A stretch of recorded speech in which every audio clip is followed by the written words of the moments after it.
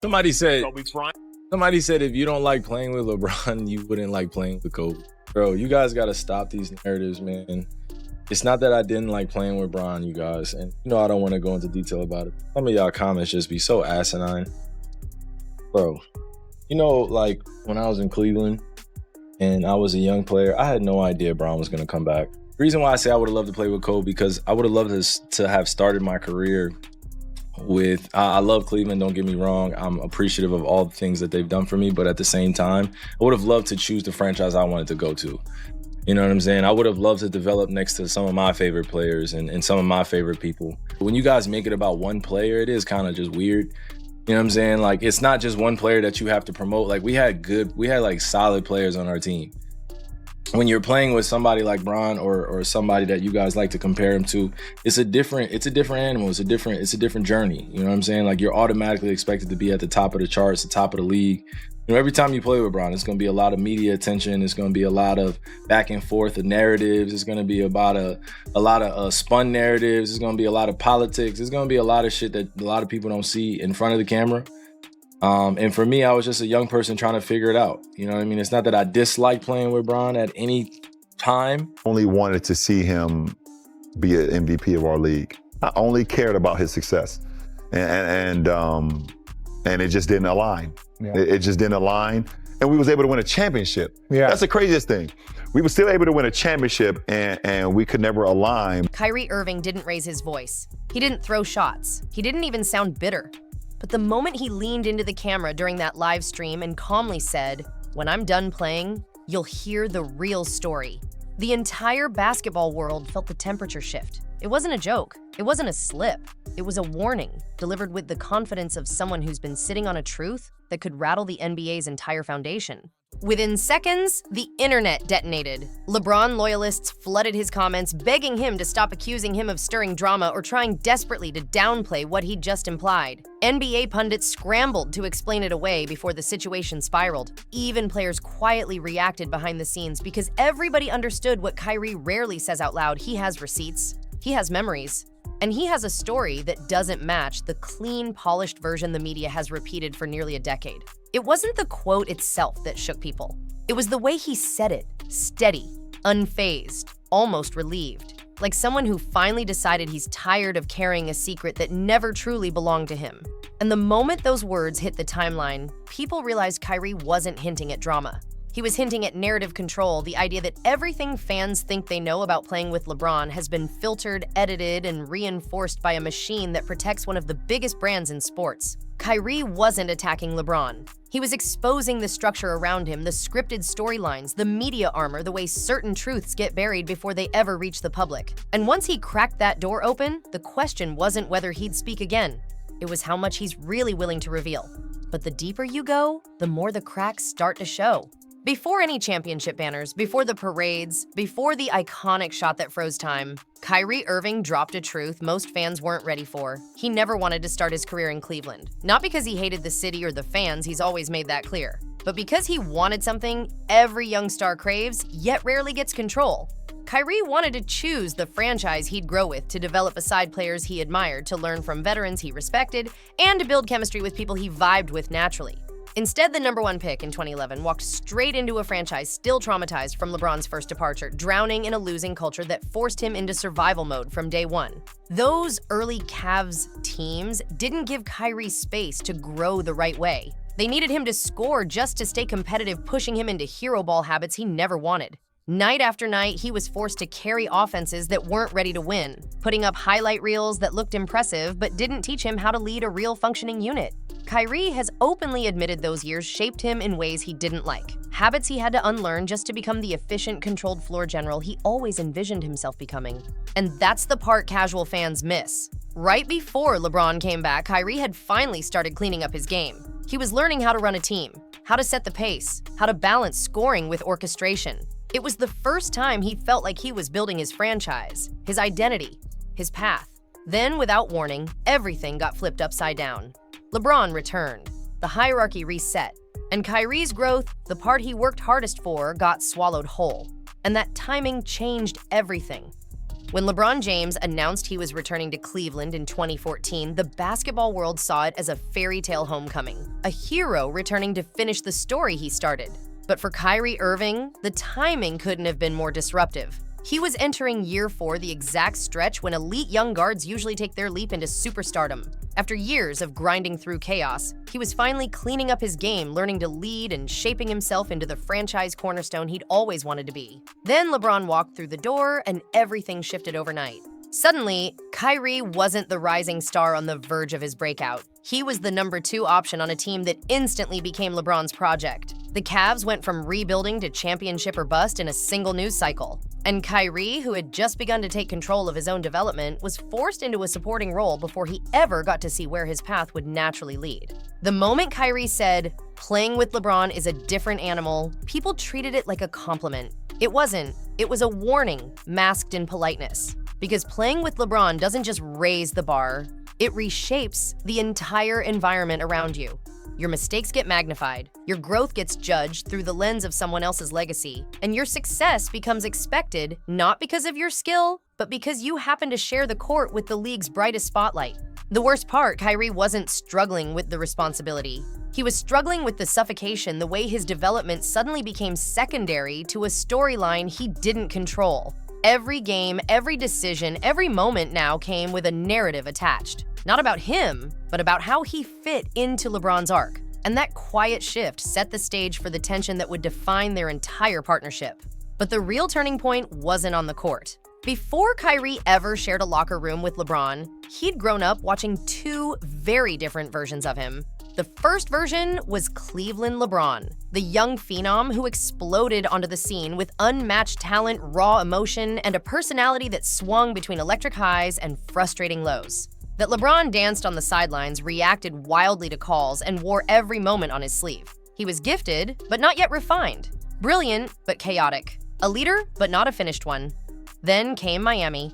Under Pat Riley's system, LeBron didn't just become a better basketball player, he became a controlled force.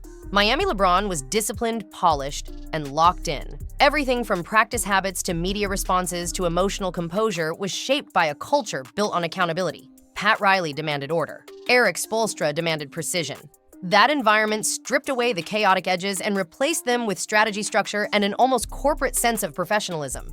But here's the part most fans never talk about. Miami didn't just change LeBron's game. It changed the way he managed his image. Kyrie hinted at this directly when he said playing with LeBron meant dealing with spun narratives and off-camera politics. Those aren't words you use lightly. That's someone describing an ecosystem, a machine behind the scenes that protects the brand at all costs. Miami taught LeBron how to control the message, how to guide the story, and how to keep the spotlight where he wanted it. So, when LeBron returned to Cleveland in 2014, he didn't come back as the emotional phenom Kyrie had watched growing up. He came back as a fully formed brand. Disciplined, strategic, calculated. And Kyrie quickly realized that meant the conversation around their team would move differently. Not naturally, but intentionally.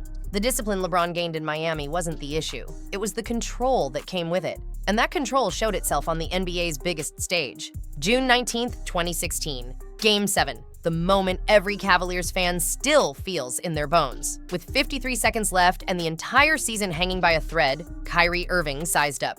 Steph Curry took a rhythm, dribble stepped back, and launched the shot that froze time. That 3 didn't just win a game. It didn't just win a championship. It snapped a 52-year curse and rewrote the trajectory of Cleveland sports history in a single flick of the wrist. It was one of the most iconic daggers ever hit on a basketball court, a moment so cold it instantly cemented Kyrie as one of the greatest closers the league has ever seen. But you wouldn't know that from the way the story was told afterward.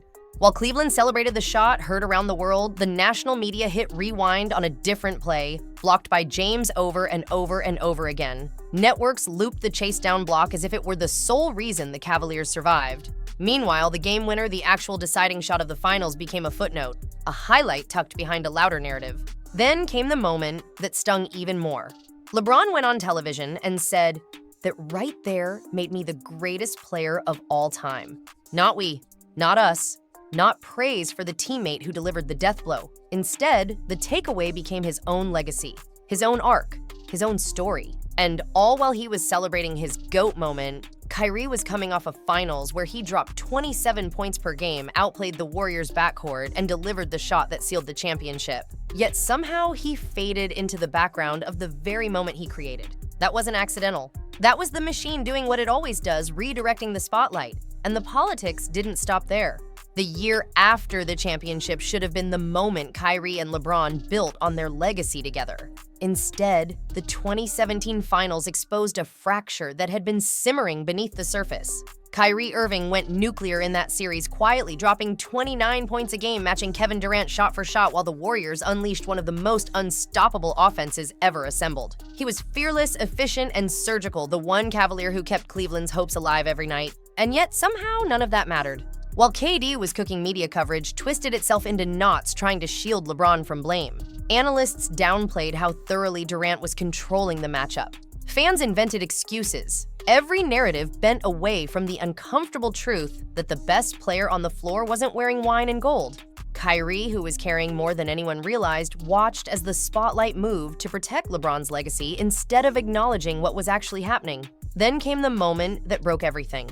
Behind the scenes, whispers began circulating around the league. LeBron's camp was quietly exploring trade possibilities for Kyrie. The same teammate who hit the biggest shot in franchise history, the same player who'd been their most reliable scorer in the finals, was suddenly being discussed like a disposable asset. And Kyrie wasn't supposed to know. He wasn't supposed to react. He was supposed to accept the politics and fall in line, but he didn't. Kyrie demanded a trade, not out of jealousy, not out of ego, but out of self-preservation. And that's when the smear campaign ignited. Overnight narratives popped up everywhere. He's jealous of LeBron. He's not a leader. He can't win without the king. He's impossible to work with. Fans turned on him. Media painted him as ungrateful. The machine that once protected him now aimed directly at him. It was retaliation disguised as commentary.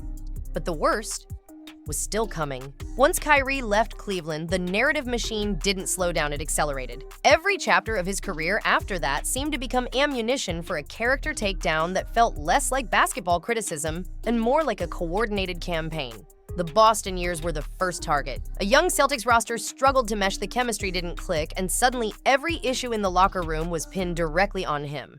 Analysts weaponized normal growing pains and turned them into proof that Kyrie was unleadable, unstable, or impossible to build around. Then the injuries came, real documented, medically confirmed injuries. And somehow even those were twisted into narratives. Instead of acknowledging the physical toll he'd been carrying since Cleveland, critics claimed he was choosing to sit out acting dramatic or quitting on teams. It didn't matter that his injuries were severe. The story had already been written. If something went wrong, it must be his fault. But the harshest part was the attack on his personality.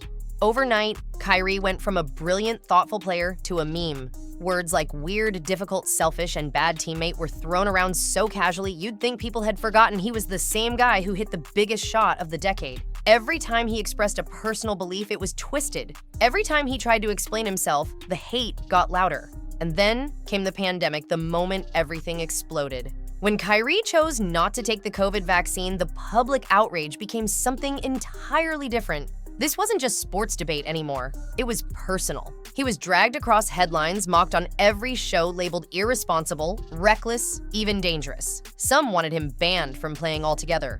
It was the peak of animosity, a level of hostility that didn't match the situation itself. And while the world tore him apart, LeBron stayed silent. No public support, no brotherhood, nothing. His fan base did the attacking for him while he stayed comfortably out of the crossfire. But what nobody expected was what came next. But Kyrie rebuilt himself in ways nobody expected. Kyrie Irving's story could have ended in chaos. With the media against him, fan bases attacking him, and narratives stacked a mile high, most players would have folded under the weight. But Kyrie did the opposite.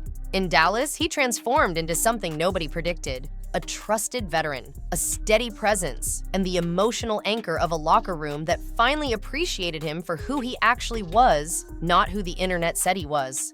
And the wildest sign of this shift, Luka Doncic, a generational superstar, got traded before Kyrie did. Let that sink in. For years, critics claimed Kyrie was too unpredictable, too dramatic, too volatile to build around. Yet when the Mavericks had to make a franchise-altering choice, they kept Kyrie. He outlasted the player most people assumed would define the entire decade. That doesn't happen unless you've earned genuine respect behind the scenes. What changed? Kyrie found peace. Not the fake PR version, real peace. A sense of maturity you could hear in his interviews, see in his game, and feel in the way teammates talked about him. He wasn't chasing validation anymore. He wasn't fighting narratives. He wasn't proving anything to anybody. He was just hooping, mentoring, and quietly rewriting the image the public tried to force on him. And that's when he dropped the line that made millions freeze. No one could ever live in my shoes. No one could ever have anything legitimate to say about what they would have done in my position.